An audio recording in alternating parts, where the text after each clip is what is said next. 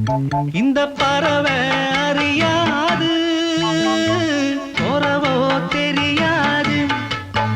அது உனக்கும் புரியாது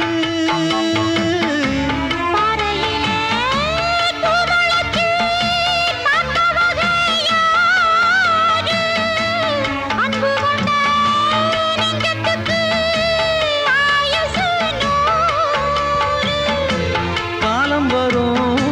வேளையில காத்திருப்ப